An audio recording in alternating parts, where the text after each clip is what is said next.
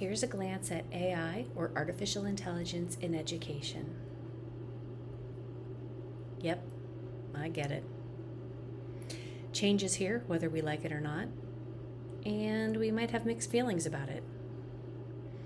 But ask yourself, have I ever used spell check, grammar check?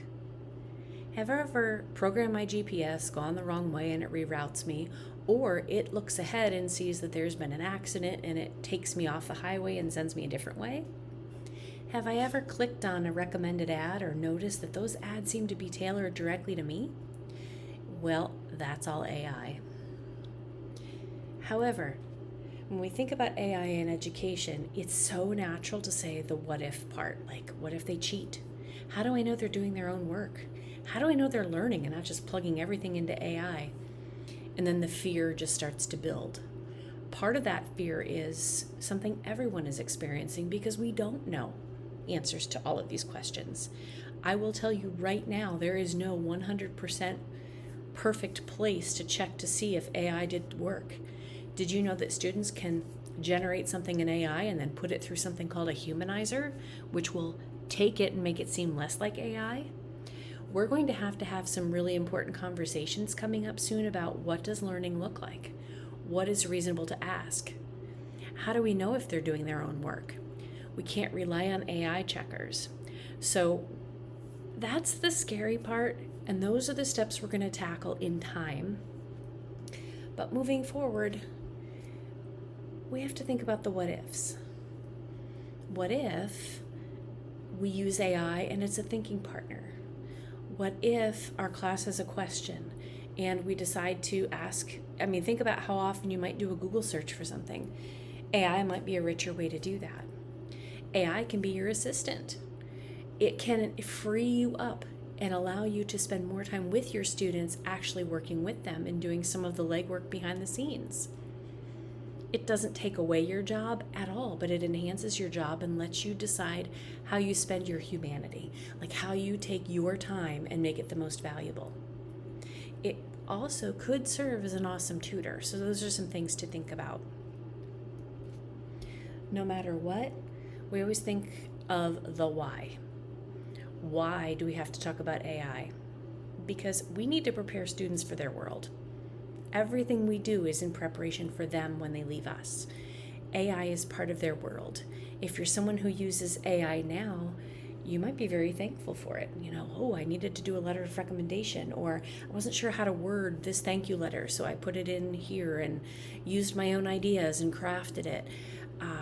Most of AI is good, but I look at it as an 80-20 rule. Whatever I generate with AI, usually 80% of it I would keep, 20% of it I would change. These are things we need to be aware of.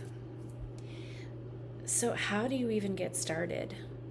Some of us have cautiously, optimistically jumped in, and that's okay.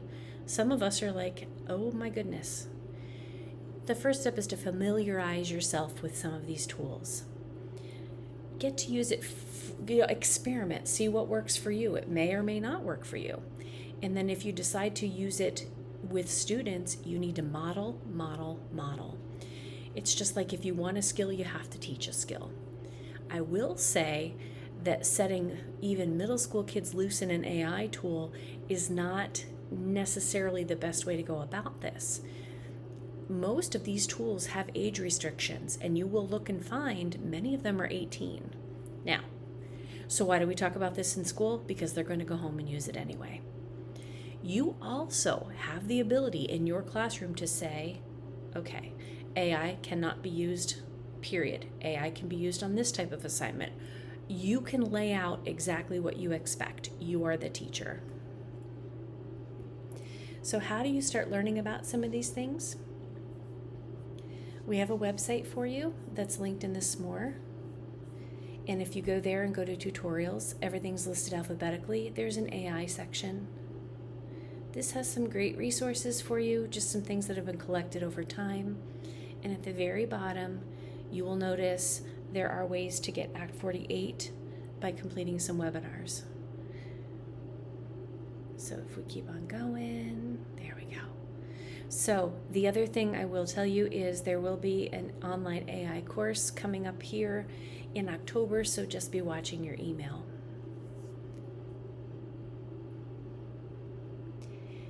So another reason I'm bringing this up to you is if you are a Google Classroom user, you will notice there's a new button and a new feature here, and it's Gemini. Gemini is an AI tool that Google created, and if you take a look, here are some of the tools available to you. You can experiment here if you feel like dipping your toes in. So you can generate quizzes, and it's going to go through and do this for me. What I will tell you about Google Gemini, unlike all of the other AI tools, it doesn't save our information. So the way AI works is, and behind the scenes you'll watch this quiz be built and popped into Google Forms. AI is only as good as the data it's built on, and ChatGPT and most AI tools take the data and your inputs to help it get better. Having said that, we never want to put sensitive information into an AI tool. Something that I would consider as innocent as help me alphabetize this list of names is something that we don't want to do because we don't want AI to have any of our information or our students' information. Gemini tends not to do that.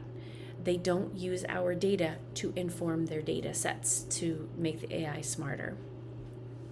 Just something to keep in mind. So if you are a Google Classroom user, you will notice Gemini there. So what's next?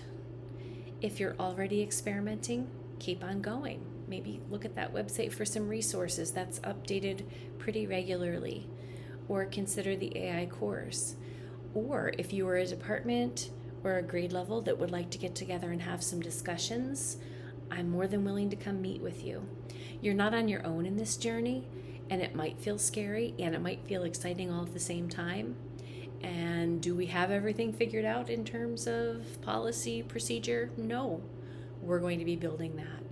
There is school board policy that you can look up if you are interested, but it basically says you are the teacher and you decide how you will allow or disallow students to use AI.